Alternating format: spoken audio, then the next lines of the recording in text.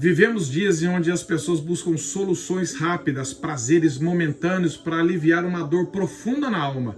Consumismo, imoralidade, prazeres hedonistas e várias formas, vícios, entretenimento, para tentar aliviar uma dor na alma, uma angústia que eles têm na alma e procuram prazeres temporários e inúteis, porque nunca vão resolver o problema desta forma. Mas existe uma solução para a sua e para a minha angústia. É o estudo do Salmo 119, verso 92 a 94 hoje. O verso 92, o salmista diz assim: não fosse a tua lei ter sido o meu prazer, há muito tempo eu teria perecido na minha angústia.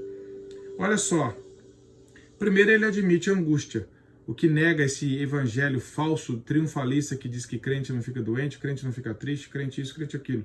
Sim, crente fica triste, crente sofre angústia, crente passa por problemas, crente passa por desemprego, crente passa por problemas. A diferença está no consolo. Aonde está o nosso consolo? O que o ímpio não tem, pela graça nós temos. Então, primeira coisa, nós precisamos admitir, nós passamos por angústia, e isso não quer dizer que é pecado necessariamente. A questão é, aonde está o nosso prazer? Às vezes a gente se engana, a gente fala, não, o meu prazer está em Deus, mas quando as coisas terrenas nos são retiradas, nós continuamos tendo prazer em Deus? Quando aquele situação financeira estável que nós tínhamos, ela diminui bastante, eu continuo tendo prazer em Deus? Quando a saúde que eu gozava, uma saúde boa, ela está mais debilitada, eu continuo tendo prazer em Deus? Quando eu tinha muitos amigos e de repente eu sofro uma ausência deles, eu continuo tendo prazer em Deus? E assim por diante. Spurgeon diz assim: a nossa aflição, se não fosse pela graça divina, teria nos tirado a existência, de modo que teríamos perecido. Nos nossos momentos mais sombrios, nada impede que nos desesperemos, exceto a promessa do Senhor. Sim, às vezes não havia nada entre nós e a autodestruição, exceto a fé na palavra eterna de Deus. Quando consumidos pela dor, até que o cérebro se atordoasse e a razão quase se extinguisse, um doce texto nos sussurrou sua certeza animadora, e a nossa pobre mente lutadora repousou no seio de Deus.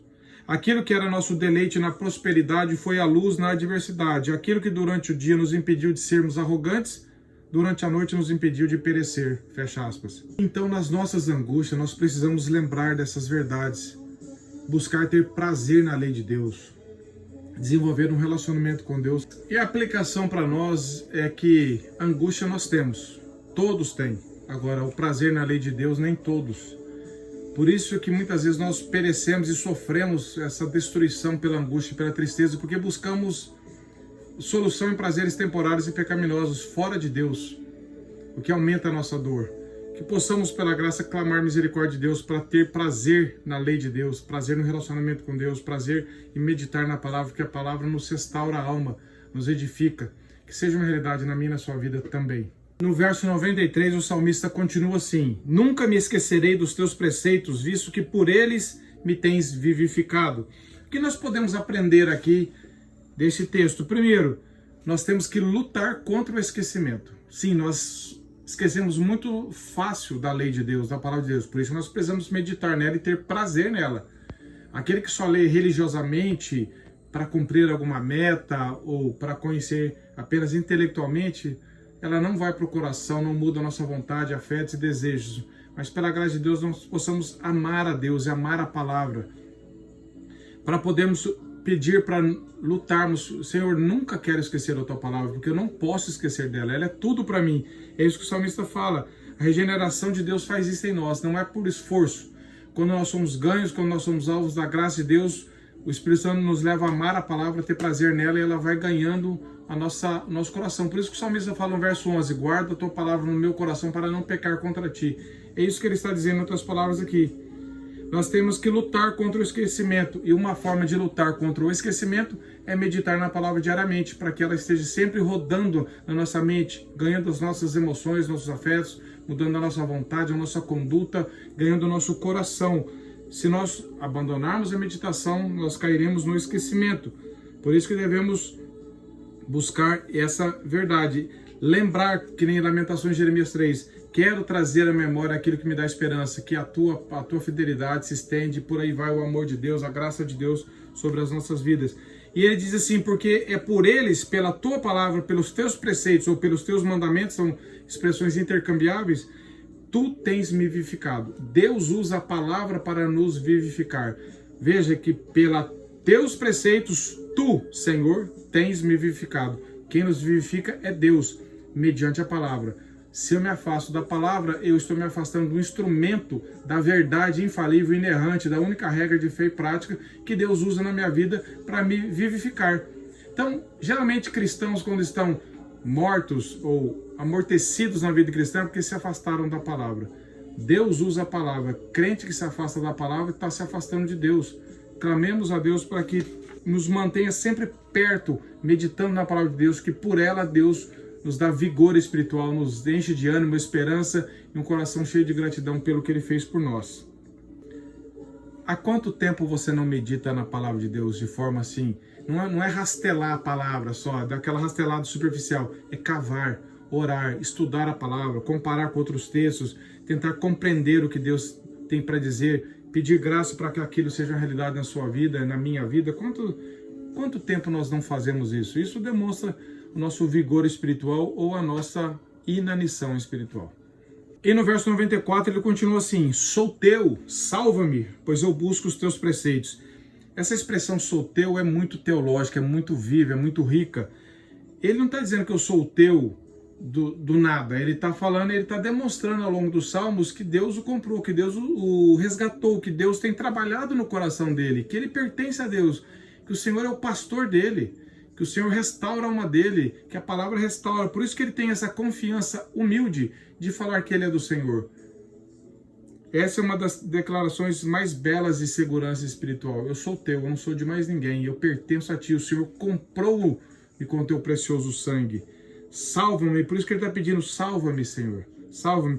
A primeira pergunta que eu faço para você é, você tem certeza que você é um cristão, que você é um filho de Deus, que você é de Deus? Você pode falar com a convicção santa e humilde, Senhor, eu sou teu, porque o Senhor pagou o meu preço, porque o Senhor me deu fé para crer que a tua morte foi a minha morte no meu lugar, que quando o Senhor ressurgiu, eu ressurgi com nova vida, o Senhor pagou os meus pecados, eu era o culpado, a tua morte me trouxe vida, eu era um pecador perdido e pela graça fui alcançado. Se você tem essa convicção, se você tem, foi o próprio Espírito Santo que te deu, e você pode falar com louvor, sou teu, Senhor. Isso é fruto da eleição de Deus, eleição incondicional. A salvação pertence ao Senhor, nós somos dele porque ele nos comprou, ele nos amou primeiro. E aí ele diz, e a prova que ele mostra no próprio versículo que ele é de Deus, sabe o que é? Sou teu, ele pede, salva-me, ou seja, eu não consigo me salvar, salva-me, Senhor. E depois ele fala, pois eu busco os teus preceitos. É a evidência primeira de que um filho de Deus é realmente filho de Deus, é que ele tem desejo por Deus, desejo pela palavra de Deus.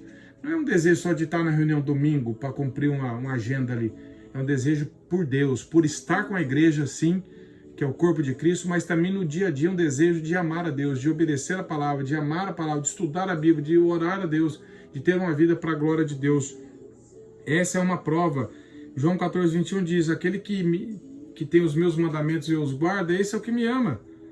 Nós não buscamos a Deus por iniciativa, mas Ele nos buscou primeiro. Ele nos amou primeiro e Ele nos salvou e continua nos salvando de nós mesmos. E a pergunta que eu faço para você é, você pode dizer com convicção que você é de Deus? Você tem certeza que isso é verdade? Isso mudou a sua vida? Não apenas hábitos morais, mas isso mudou o seu coração, a sua vontade, as suas motivações? Você descansa na fidelidade de Deus ou vive atormentado por insegurança? Você tem certeza, eu sou de Deus, eu sou teu e para sempre serei. Que João 10:27-29 diz, as minhas ovelhas ouvem a minha voz e me seguem. Você tem seguido a Deus? Você tem procurado se submeter à vontade de Deus? Isso é o Espírito Santo quem faz em nós. E o Espírito Santo habita em todos aqueles que foram regenerados. Então, concluindo, a palavra de Deus é prazer na dor, na angústia. A palavra de Deus é fonte de vida e a palavra confirma que nós somos dele e que nós seremos salvos eternamente. Que isso seja uma realidade na minha e na sua vida, uma segurança que vem do alto nos nossos corações. O Espírito Santo é quem faz essa obra e termina em nossas vidas. Amém? Compartilhe essa mensagem se de alguma forma você foi edificado. E até o próximo estudo do Salmo 119, se Deus permitir.